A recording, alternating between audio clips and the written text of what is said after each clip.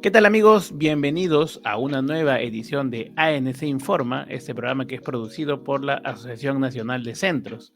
Y en esta oportunidad vamos a tener un gran invitado para hablar de la lucha que se tiene en este momento en Perú por la libertad de asociación, por la libertad de expresión, la defensa de las organizaciones para poder trabajar libremente, sin represión, sin censura. Y sobre todo desde que se modificó la ley APSI y la aprobación de sus reglamentos.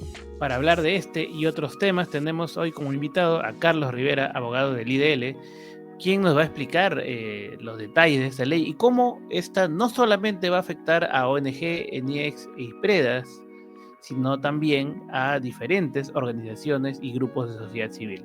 No se pierdan este programa. Yo soy Andy Landacay y aquí comenzamos.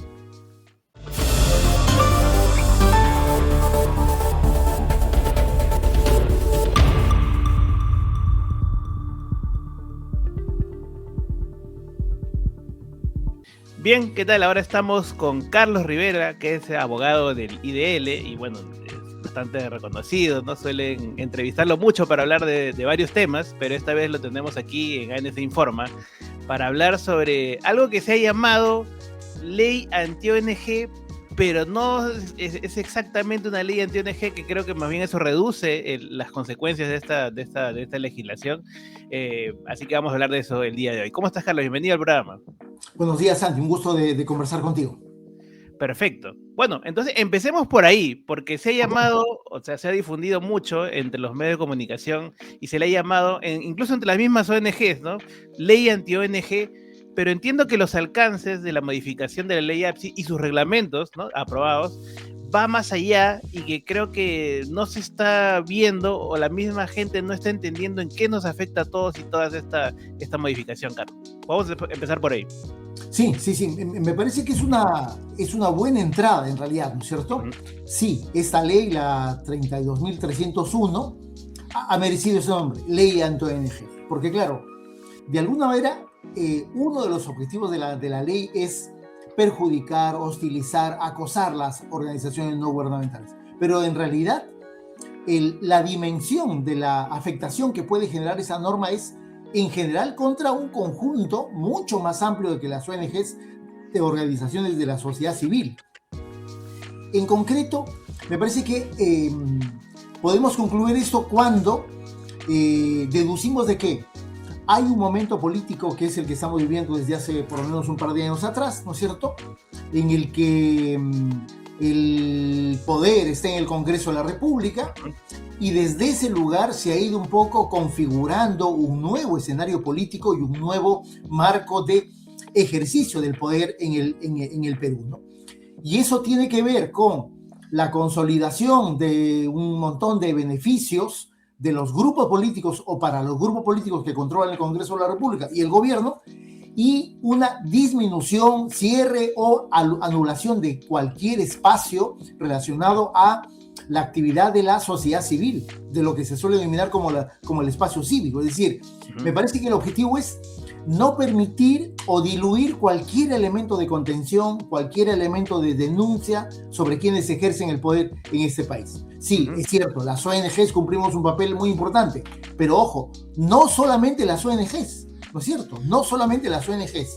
Y en esta norma lo que se pretende es establecer una suerte de marco de represión contra toda organización que reciba cooperación internacional, y por eso la norma ha establecido una suerte de estructura que lo que busca es aquellos que denuncian, aquellos que cuestionan, aquellos que critican, y en general yo diría aquellas organizaciones que tienen una posición disidente respecto del ejercicio del poder van a ser perseguidos, se les va a imputar infracciones y se les va a iniciar procesos administrativos y sanciones. Ese es el esquema. Ya, ese es el esquema de la política en realidad, ¿no es cierto? Lo que va a ocurrir, lo que está ocurriendo en la política lo han trasladado a una norma. Claro.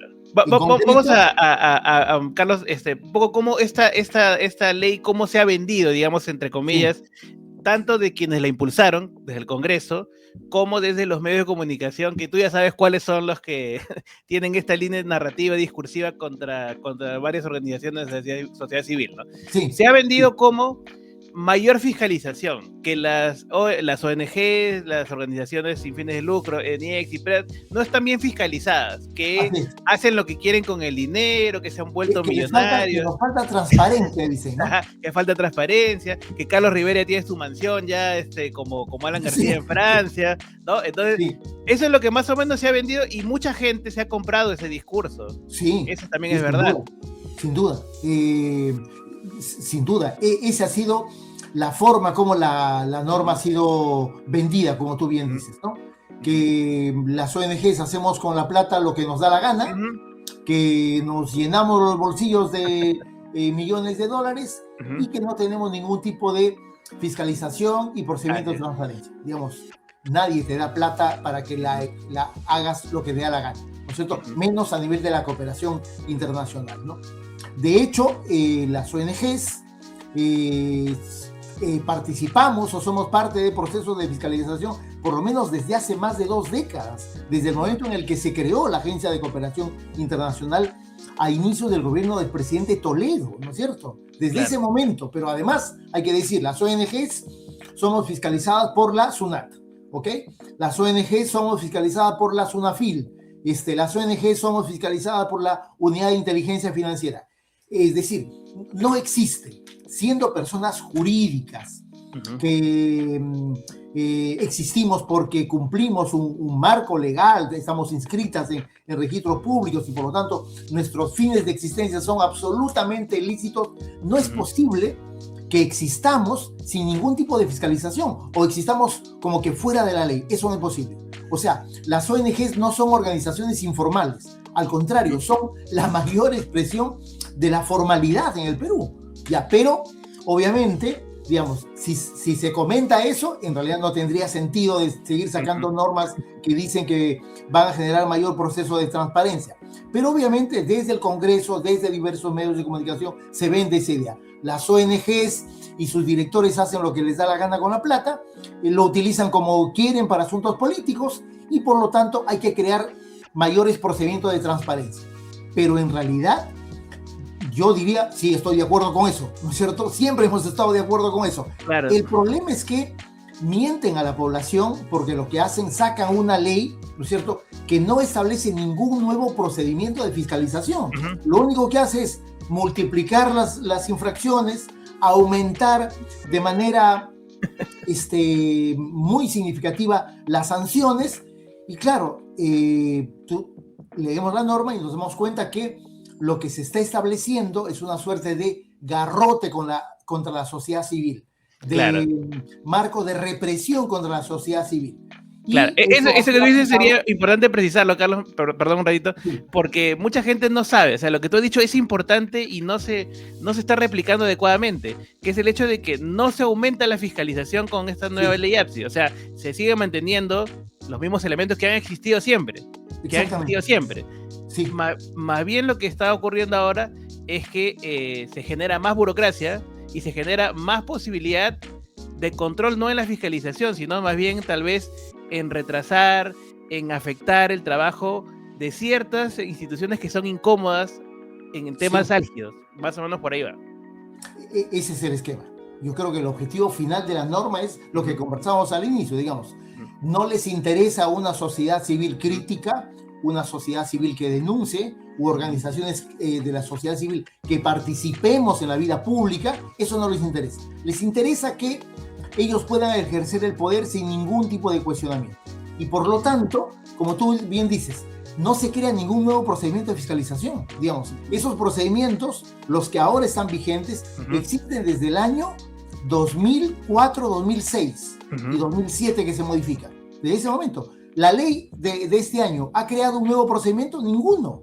No crea ningún nuevo procedimiento. Eso es completamente mentira. Pero claro, sí multiplica la cantidad de infracciones, de 7 infracciones pasamos como a 25, ¿no es cierto? Y además les interesa mucho establecer o iniciar procesos casi de liquidación de las organizaciones de la sociedad civil. ¿A qué me refiero? Bueno, me refiero a que las multas que son posibles de imponer como consecuencia de procesos administrativos, ya hasta abril de este año se podían imponer multas de hasta 50 UITs, que es bastante dinero. ¿no es cierto? Es Claro. bastante dinero. Bueno, ahora la ley dice que se pueden imponer multas de hasta 500 UITs, que son como $750,000. Es decir, ninguna organización no gubernamental, yo diría de cualquier parte del mundo, podría pagar una multa de esa naturaleza. Son como 2,5 millones de soles. Es decir,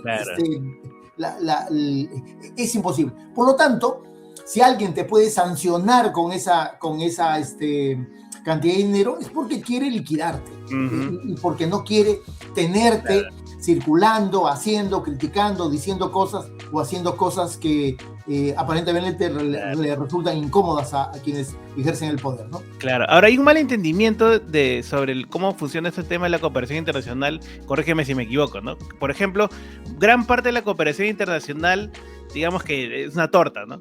Digamos que de esta torta hay un gran porcentaje que va al Estado, que va a instituciones del Estado, que va yo diría que el promedio, digamos, si hablamos, como tú dices, de una torta, ¿no? De un volumen absoluto de cooperación internacional, bueno, más o menos un 80-85% de la cooperación internacional es el beneficiario directo, es el Estado, no son las ONGs, ¿no es cierto? Es el Estado.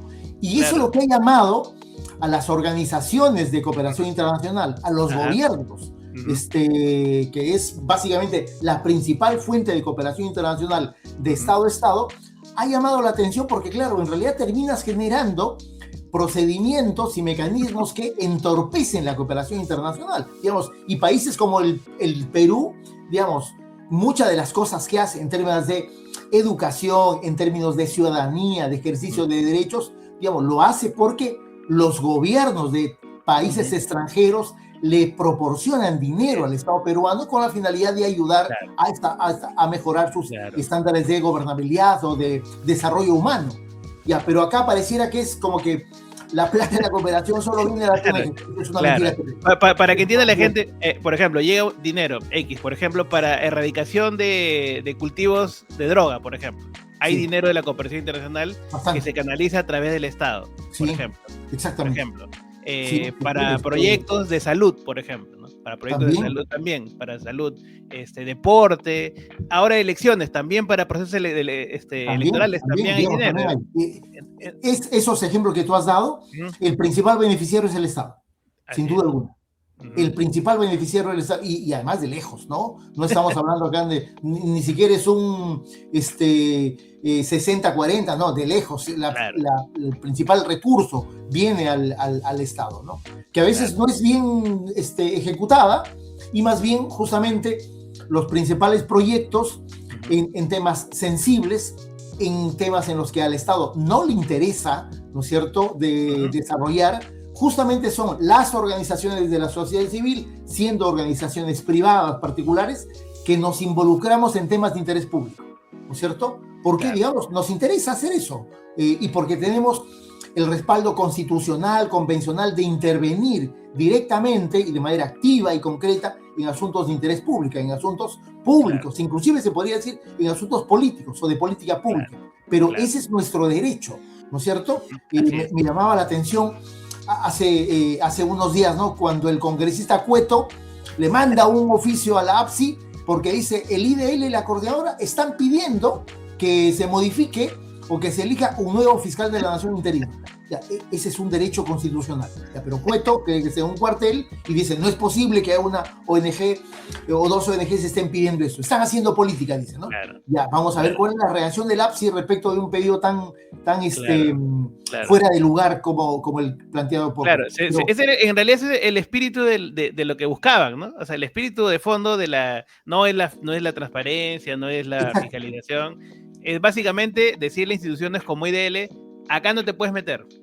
Sí, en realidad es eso. Oye, mira, el mensaje es, entiende, la política solamente es para lo que tenemos banca en el Congreso, nadie más se puede meter. Ya, pero eso es una concepción absolutamente trasnochada de la política y pareciera de gente que no ha leído la Constitución. La Constitución te dice, puedes participar, uno de tus derechos ciudadanos o cívicos es participar en asuntos públicos, participar en política, inclusive. Consecuentemente, eso me parece que es un poco lo que ejercemos y eso es lo que hemos venido un poco reclamando desde diversos espacios, ¿no? Y además estamos hablando de organizaciones no gubernamentales que tenemos más de 40 años, es decir, hay una larga tradición consolidada en países como Perú de trabajo constante de las organizaciones de la sociedad civil en temas muy sensibles, ¿no?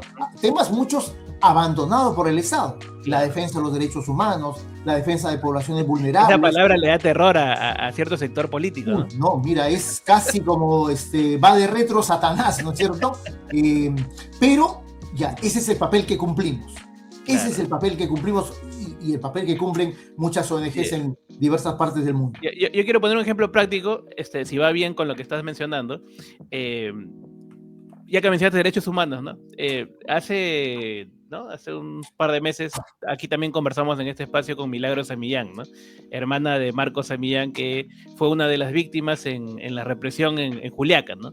Que su hermano era médico y estaba terminando su carrera de medicina y había salido a ayudar a las personas que habían sido heridas durante la represión, ¿no? Y en su labor humanitaria, ¿no? De cumplir su misión de ayudar a los heridos, le dispararon y lo mataron, ¿no? Sí. Sin que él tuviese nada que ver en la protesta, simplemente estaba cumpliendo su rol de humanitario, ¿no? Humanitario, ¿no? Le dispararon por la espalda, entiendo, ¿no? Y por ejemplo, ¿no? Ellos han formado una organización, un grupo, ¿no? Para poder buscar justicia, ¿no? A las víctimas de la represión en Juliaca. Por ejemplo, ¿no? Y llevar procesos judiciales en el Perú es una tarea titánica, que tenemos los ejemplos de casos que vienen desde los 80 hasta hoy y no han encontrado justicia, ¿no? Y este caso reciente implicaría que, por ejemplo, ¿no? Si este grupo de víctimas que han sufrido, ¿no? Víctimas de la represión, que están llevando procesos, obviamente, en búsqueda de justicia, con esta nueva ley, ellos ya no podrían tocarle las puertas, por ejemplo, al IDL para decirle: Carlos, puedes, por favor, yo no tengo, la verdad, el dinero para poder llevar, porque son personas muy humildes las que han sido asesinadas, hay que decirlo, ¿no? Por lo general, hay un prototipo de víctima. Claro, y estos procesos cuestan, son muy costosos en varios sentidos, ¿no? Entonces, no tienen la posibilidad de contratar un abogado que obviamente va a cobrar sus honorarios. Entonces tocan las puertas de diferentes organizaciones, ¿no? Como IDL, por ejemplo, ¿no? Y no solamente IDL, cualquier otra que vele por los derechos, ¿no? Y la defensa legal, ¿no? Entonces, bajo esta normatividad nueva, no podrían, o mejor dicho, si ustedes le brindan ese servicio a las víctimas, ¿no? A las familiares de las víctimas, que están litigando, en este caso contra el Estado, ¿estarían cometiendo bajo esta nueva normativa una infracción grave? No, estamos cometiendo una infracción muy grave. Muy grave. Es otra categoría. Muy grave, según la ley. Imagínatelo. El ejemplo que has puesto, Andy, realmente es un ejemplo más o menos básico de una sociedad civilizada, ¿no es cierto? De que cuando se cometen graves violaciones a los derechos humanos contra gente que normalmente no tiene recursos económicos y no tiene mayor influencia en la sociedad, digamos, las ONGs participamos en los procesos de defensa de sus derechos y en los litigios en el Ministerio Público o en el Poder Judicial. Pero la norma, digamos, intenta resolver supuestamente un problema que ha tenido el Estado. Las ONGs nos vienen ganando estos litigios, ¿no es cierto?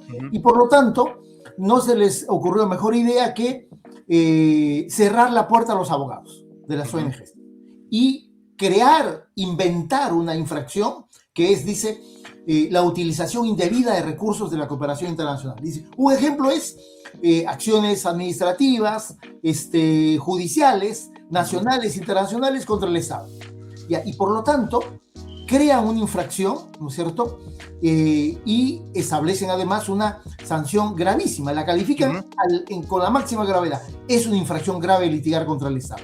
Y si es una infracción grave litigar contra el Estado, por lo tanto, la APSI puede iniciar un proceso de supervisión y puede sancionarte a través de un proceso administrativo sancionador. En realidad es una cosa de locos. Ya ni siquiera te digo, Andy, que sea un tema ilegal, porque es abiertamente ilegal. El Estado no puede decir: señor Andy Landacay, ¿usted ha escogido un abogado? No, ya, ese no va a ser su abogado.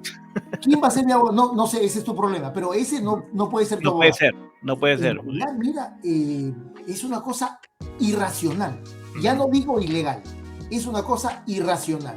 Bueno, por eso es que sostenemos de que el ánimo y el objetivo de la norma en realidad es no solamente perjudicar a las organizaciones de la sociedad civil, las ONGs, pero ojo, en realidad los grandes perjudicados con una disposición de esa naturaleza no necesariamente son solamente las ONGs, claro, también los familiares, los agraviados, ¿no es cierto? La gente común y corriente que por alguna razón de la vida la desgracia se les ha... Claro, pongamos otro ejemplo, digamos, porque ya este tema de las masacres, suele ser muy susceptible con el sector militar o de defensa cívico-militar que hay en el Congreso, ¿no? Por ejemplo, digamos, lo que pasó en Trujillo, ¿no? Que se cayó el techo de este centro comercial, ¿no? Exacto. Por ejemplo, ¿no? Que también ahí hubo víctimas, ¿no? Hubo víctimas, lamentablemente, hubo víctimas ¿no? Que por cierto no encontraron, no sé si, creo que arreglaron por lo bajo, no sé al final. O lo que pasó con este tema del suero, ¿no? De este suero que estaba en mal estado y que hubo víctimas también por ejemplo, digamos, se organizan estas familias y quieren, ¿no? Quieren obviamente demandar por lo que ha pasado con sus familiares, ¿no? Sí. Y por ejemplo, ¿no? En el caso del suero, ¿no? Que tiene que ver con ahí sí con el Estado, ¿no? Sí, el caso del suero me parece que es un buen ejemplo. Sí. En el primero es un caso contra un particular, sí, privado, ¿no es cierto? Sí, pero en el caso del suero, clarísimamente, estamos hablando de una grave, no solamente omisión, sino negligencia en la ejecución de los procedimientos de control de parte de la DGMIT, ¿no es cierto? Y claro, si a alguien se le ocurre iniciar un litigio, asesorarse, ni siquiera litigar, sino asesorarse con una ONG, eso está prohibido. Ya, mira lo absurdo que es, ¿no es cierto? Mira lo absurdo que es. En realidad termina de buenas a primeras de colocar en una situación de gravísima indefensión a la gente, ¿no es cierto? Porque como tú has dicho, en realidad los litigios contra el Estado son litigios casi eternos, de mucho tiempo, de mucho esfuerzo, de muchos recursos, y por lo tanto, para comenzar, las familias, en realidad, por lo general, yo diría un 99.9% no pueden financiar ese tipo de litigios. Claro, entonces, ¿quién asume esa representación? ¿Quién asume esa ruta de facilitarle a la gente el acceso a la justicia? Claro. Digamos, bueno, eso, por lo tanto, coloca no solamente una situación de grave indefensión a la gente, lo más probable es que terminen concluyendo, no se puede pelear contra el Estado, no vamos a hacer nada, y por lo tanto, mira, qué pena, ha sido una desgracia, pero no va a ocurrir nada. Ya ni mencionamos lo de las esterilizaciones forzadas, por ejemplo. También sin duda. Pero además, Andy, ahí hay un hecho que lo mencionamos inclusive en una audiencia judicial, digamos, no puede ser posible que un congresista como Alejandro Aguinaga, investigado por el tema de las esterilizaciones forzadas, decida él que impulsar una norma en la que le va a quitar a sus propias víctimas sus abogados. Ya. Y todo bien, ¿no es cierto? Todo bien. Y después nos acusan a nosotros y dicen que tenemos conflictos de intereses. Y en realidad me parece que aquí lo que se estaba haciendo es un poco permitiendo un esquema de ejercicio del poder, en realidad, lo más, no solamente absurdo, sino ilegal, sino a la bruta, ¿no es cierto? Ya casi fuera de un esquema de un Estado de Derecho, ¿no? Pero eso es lo que el Congreso ha aprobado, eso es lo que Dina Boluarte en abril de este año promulgó casi en son de festejo, ¿no es cierto? Y lo que esperamos de que los jueces sepan efectivamente controlar como corresponde, ¿no? Claro, ahora, esto se hablaba mucho en campaña, ¿no? De que no vamos a volver Venezuela, no vamos a volver como Venezuela. Sí. Y curiosamente, este tipo de normativas, de leyes, la estamos compartiendo con países como Venezuela o Nicaragua, ¿no? Sí. Son países... No, mira, ese dato es súper importante, ¿no? Dicen que repudian la dictadura venezolana, ¿no es cierto? Pero cuando se trata de combatir a las organizaciones de la sociedad civil, se copian la legislación venezolana. Es una cosa un poquito extraña, ¿no? Sí. Un poquito irracional, incongruente. Ya, pero eso es. Si hay alguna norma de la región, ¿no es cierto?, que se parezca a la norma que se ha promulgado, es la legislación venezolana. Sin duda alguna. Por lo tanto, no hay que ser muy mal pensados de que lo que se está haciendo es una suerte de... El Congreso ha entrado en un plan de copia de este tipo de legislación en aquellas experiencias nacionales en los que también se ha perseguido a las ONGs. Venezuela es un ejemplo evidente. Paraguay Nicaragua, lo está haciendo. Nicaragua El Salvador también, ¿no? lo está haciendo. Nicaragua lo está haciendo. Ya, ese es el ejemplo, ¿no? Ya, espero que no lleguemos a la situación de Venezuela, pero la ruta que hemos iniciado está en esa dirección, ¿no? Sí. Ahora, eso nos debe llevar a pensar realmente si podemos seguir considerándonos, y viene el cuestionamiento, ¿no? Si realmente somos o ya no somos una democracia, ¿no? Por ahí vienen muchas dudas. Por ejemplo, eso me lleva a otro tema relacionado a la ley APSI, ¿no? A la llamada ley APSI, ¿no? Que, por ejemplo, se entiende que en el 2007 la misma ANC consiguió ante el Tribunal Constitucional precisamente el fallo de que no sea obligatorio el registro ante APSI, ¿no? Sí. Entonces hay una sentencia, un fallo del Tribunal Constitucional de que, bueno, efectivamente el que quiere puede inscribirse en APSI, pero que no necesariamente es una obligación para todas las organizaciones, ¿no? Sí. Y que esta ley obliga a todo el mundo a meterse en APSI. Entonces la pregunta que cae de Maduro es, y eso ya vamos al lado de la respuesta legal, digamos, ¿no? De parte de instituciones como IDEL y la ANC, ¿no sería más lógico plantear una acción de inconstitucionalidad del Tribunal Constitucional? Porque claramente, o sea, es que es una cosa de locos, ¿no? El TC dice que no es hay una sentencia del TC que dice que no es obligatorio inscribirse en APSI, y esta ley te obliga a inscribirse en APSI. Eso es, o sea, ni siquiera hay que saber derecho para entender que no puede ir contra un propio fallo del TC. En derecho constitucional, tienes toda la razón. Pero hemos llegado a una circunstancia en la que en realidad importa poco los precedentes jurisprudenciales que existan, ¿no? Me parece que es un ejemplo, digamos. El TC el año 2007 estableció una sentencia que dijo lo que tú has comentado, en la que efectivamente ya se discutió si existe o no una obligación de carácter legal que pudiera determinar que todas las ONGs deban inscribirse en el registro del APSI. El TC dijo, mira, en realidad ese asunto debe ser interpretado de la manera más adecuada, pero el Estado no puede terminar obligando a una persona a inscribirse en un determinado registro. Por lo tanto, ese era un poco el marco de actuación, ¿no es cierto? Y en realidad me parece que no se ha generado ningún tipo de perjuicio al Estado en esas circunstancias, ¿no?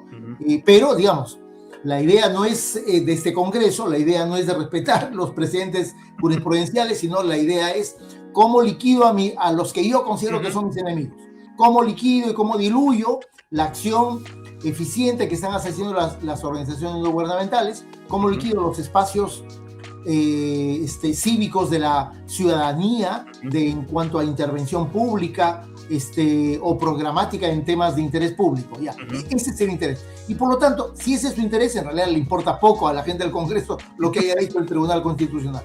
Y sobre lo que pregunta Santi, sin duda alguna, en la interna del espacio de la ANC, cuando se estuvo trabajando la ley en el Congreso, una de las discusiones que tuvimos es si efectivamente de salir la norma como se estaba trabajando, en realidad la norma salió mucho peor de lo que habíamos visto el proyecto, valía o no la pena presentar una acción de inconstitucionalidad, entendiendo esta acción como una acción única que se presenta ante el Tribunal Constitucional con el objetivo de que el TC diga, oye, esta norma es inconstitucional.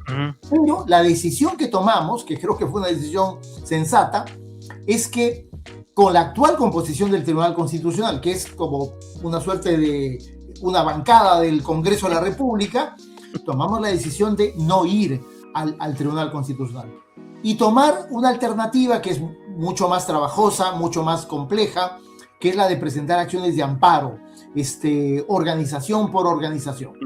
Te soy sincero, Andy, y eso lo hemos conversado también al interior de la ANC. Claro, también esperábamos de que haya una suerte de, no te voy a decir avalancha de amparos, pero sí suponíamos de que iba a haber un interés mucho más decidido de un conjunto mayoritario de ONGs. Lamentablemente eso no ha ocurrido. Somos pocas las ONGs que hemos presentado esos amparos, pero sí se ha logrado materializar una estrategia de litigio contra las disposiciones de la ley, ¿no es cierto? En el sentido de que le estamos pidiendo a los jueces constitucionales que en situaciones muy concretas, específicas, del amparo de la ANC, el amparo del IDL, el amparo de la Coordinadora de Derechos Humanos, ¿no es cierto? Inaplique la norma por las razones que se están exponiendo en cada uno de los casos, ¿no? Claro. Y todavía no hay una sentencia, ¿no? Todavía no hay una sentencia, pero estamos yo diría, convencidos de que el tipo de alegaciones, de sustentación que se está haciendo, por ejemplo, este tema de la prohibición de litigar casos contra el Estado, en realidad ya está fuera de los marcos de interpretación legal o constitucional. En realidad tiene que ver con sensatez, racionalidad, ¿no es cierto?, de que el Estado no puede inmiscuirse y atropellar los derechos de la gente como si fuese un poder omnímodo y fuera de control, ¿no? Estamos ya en una legislación bananera, ¿no? O sea, ya es, ya no hay derechos, ya es la ley de la selva, es por la eso, ley del garrote. Digamos, es correcto repetir que lo que se ha hecho es copiar la legislación venezolana. Es eso. Claro. O sea, si no es bananera, por lo menos es una legislación caribeña, ¿no? Pero Venezuela no es un ejemplo de nada, en realidad, en temas de democracia. No. ¿No es cierto? Pero para el Congreso sí. Lo invocan mucho en elecciones, nomás, cuando quieren asustar a la gente para ciertos candidatos, ¿no? Sí. Yo mencionaba el TC para explicarle a la gente, ¿no? Porque la idea de este programa es ser lo más didáctico posible. Normalmente en una república civilizada, ¿no? Con separación de poderes y organismos, ¿no? Del Estado fuertes, si la ley dice, ¿no? Esto de aquí es inconstitucional, ¿no? Lo lógico sería que uno mande al TC, al tribunal que es la máxima instancia, y el TC revise y diga, efectivamente, esto no va, ¿no? Pero como hemos visto en los últimos meses, que el TC da validez a prácticamente todas las ocurrencias del Congreso. Sí. Entre ellas, por ejemplo, que el presidente se puede ir de viaje sin tener a quien dejar a cargo, ¿no? Y N cosas más. El TC ha estado jugando políticamente con el Congreso de la República. Claro. Y ha estado convalidando, legalizando, constitucionalizando todos los desmanes del Congreso de la República. Y por eso creo que la decisión que tomamos en la ANC fue la correcta. Claro. Porque digamos, no queremos que en la única acción que presentemos el TC nos diga, no, en realidad esta ley está pero macanuda, en realidad es una maravilla de la legislación moderna. No queremos que nos diga eso, ¿no? Claro. Y por eso tomamos el otro camino, ¿no? Claro, entonces vengo por el atajo que es más lento, obviamente, porque por judiciales sabemos que los procesos son lentos, ¿no? En la vía judicial, pero que ese camino que implica, por ejemplo, más trabajo, mayor capacidad de articulación, esperamos que otras instituciones también se animen a seguir este camino que ha tomado el IDL, la ANC y otras ONGs más, ¿no? Que también están siguiendo este camino, porque es lo que nos queda ahorita, ¿no? O sea, nos queda vestigios o pequeños espacios de democracia todavía, ¿no? En la vía judicial. Por ahí se está luchando en el Ministerio Público, ¿no? También. Sí. Pero nos queda poquito. Tu balance es absolutamente correcto, Andy. Tu balance es absolutamente correcto, ¿no? Digamos, estamos acudiendo a uno de las franjas, de los renglones, que todavía son, creo yo, una suerte de elemento de contención del abuso del poder, ¿no es cierto? La justicia constitucional en el Perú. Esperemos tener buenos resultados. Nosotros estamos convencidos de que sí, porque en realidad las alegaciones que hemos presentado no son caprichos, sino básicamente alegaciones que se sustentan en derechos constitucionales, en la propia jurisprudencia del Tribunal Constitucional, en la jurisprudencia de la propia Corte Interamericana de Derechos Humanos. En realidad, todo eso que hemos mencionado no es poca cosa, debería ser elemento más que suficiente para ayudar a proteger derechos constitucionales de las organizaciones de la sociedad civil, ¿no? Ese es otro punto, antes que terminemos esta conversación, que me gustaría saber, ya que mencionaste a la Corte Interamericana de Derechos Humanos, que es otro demonio que no se puede mencionar, porque mencionas de la Corte Interamericana de Derechos Humanos, también se arrancan las vestiduras, ¿no?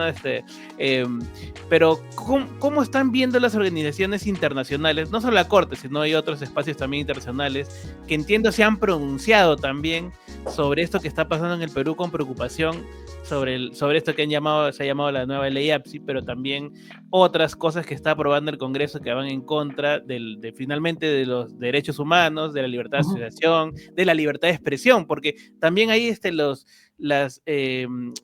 medios independientes que también reciben fondos de cooperación internacional para hacer periodismo independiente, también han presentado sus recursos, ¿no? Porque esto también va a afectar a la libertad de expresión. Sin duda, porque una de las disposiciones de la nueva ley es que dice que tú no puedes iniciar la ejecución de un proyecto sin una conformidad del APSI.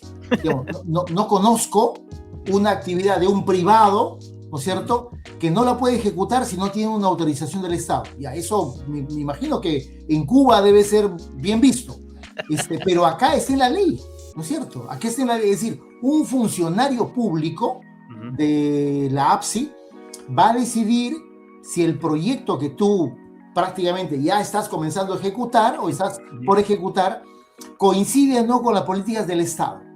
¿Ya? ¿Cómo es posible eso? ¿No es cierto? ¿Cómo es posible eso? Digamos, yo siempre pongo el ejemplo, es decir, es como pedirle, no sé, pues, a un estudio de abogados que tiene cierta similitud con las ONGs. De hecho, ambos somos, en muchísimos casos, asociaciones civiles bajo el derecho civil. Ya, por lo tanto, un estudio de abogados le va a pedir permiso al Estado de algún tipo de actividad que está desarrollando. No tiene ningún sentido. Eso se vuelve mucho más grave en las asociaciones que son en realidad medios de comunicación. Estoy hablando de Convoca, de Ojo Público, ¿no es cierto? Claro. Su trabajo es un trabajo de investigación de la corrupción, de los crímenes que se cometen desde el poder, violaciones a derechos humanos. Ya, ¿cómo es posible que esas organizaciones que van a hacer periodismo de investigación le tengan que pedir permiso y tengan que merecer, antes de ejecutar su proyecto, una conformidad del Estado? Ya, es absolutamente fuera de todo marco legal y constitucional, pero la norma lo establece así, ¿no?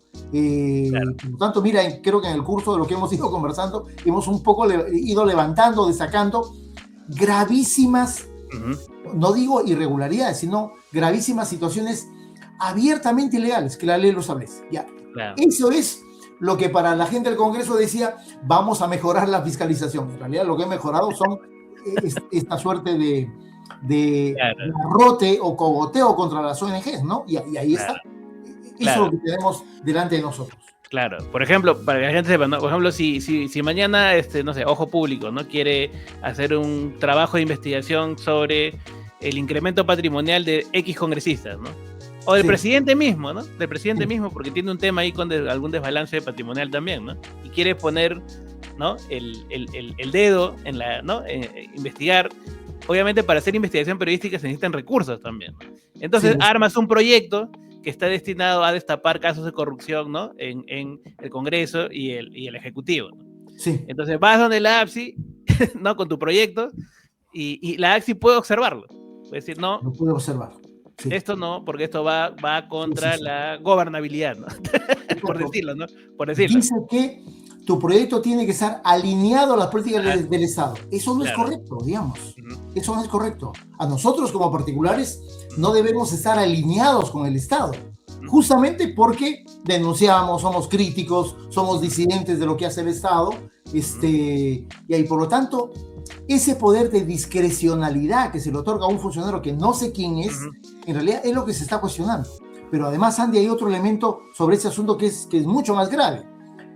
Si tú no obtienes la conformidad de la APSI y ejecutas el proyecto, has incurrido en una falta muy grave y vas a ser sancionado. ¿Te das cuenta? Ya.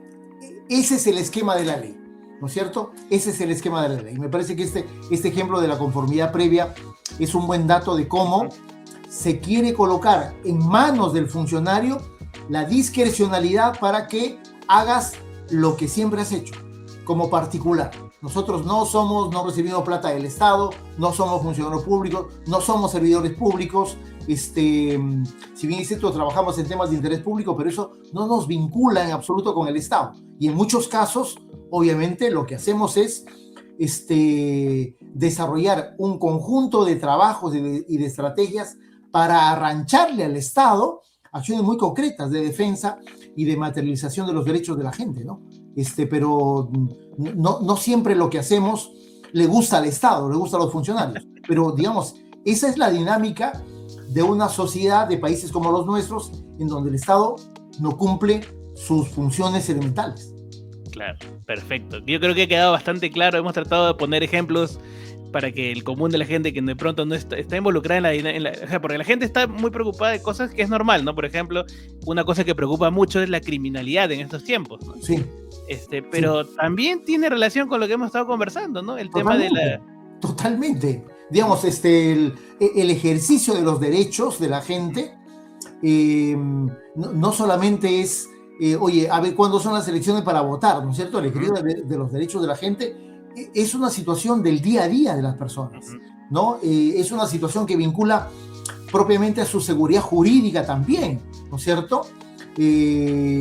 También es un asunto que vincula a la capacidad que tenga la gente de reclamar cosas que el Estado no le brinda, debiendo brindarle. Ya, pero ese tipo de asuntos tienen que ver con qué tanta voluntad de parte del Estado hay para tener ciudadanos, no voy a decir del primer mundo, pero ciudadanos sobre los cuales por lo menos se respete sus derechos, y cuando hay algún tipo de afectación existan los mecanismos adecuados y elementales para reclamar y acceder a la justicia, ¿no? Perfecto. Carlos, muchísimas gracias por tu tiempo, por tus explicaciones. No sé, algún último mensaje de pronto invocando a organizaciones de sociedad civil y a la ciudadanía en general, porque nos viene un momento importante, mira, en unos meses, que es las elecciones, ¿no? Son las elecciones. Sí, me parece que este espacio es súper importante, dado que tiene una llegada a las organizaciones de la sociedad civil. Me parece que uno primero es este medio, creo que es importante en el sentido de proporcionar buena información de qué cosa es lo que tiene entre sus manos. Segundo, creo que todas las organizaciones tienen que marcar una suerte de derrotero, de hoja de ruta, de qué cosa es lo que tiene que hacer. Que no se crea de decir, oye, esta ley es solamente para un grupo de ONGs. En realidad va a ser contra todos. Y es mejor estar preparados, es mejor tener los elementos de información para que el momento que se tomen o se deban tomar acciones legales o institucionales más gremiales, estemos completamente convencidos y seguros de lo que tenemos que hacer. Bien, esa fue la conversación con Carlos Rivera. Sabemos que esta información será de su agrado y sobre todo podrá llegar a más personas si ustedes nos ayudan obviamente a compartir y difundir este mensaje. El Perú está en pie de lucha contra el recorte de diferentes derechos y aquí en ANES Informa seguiremos luchando por la libertad de asociación. Nos vemos en la siguiente edición. Hasta pronto.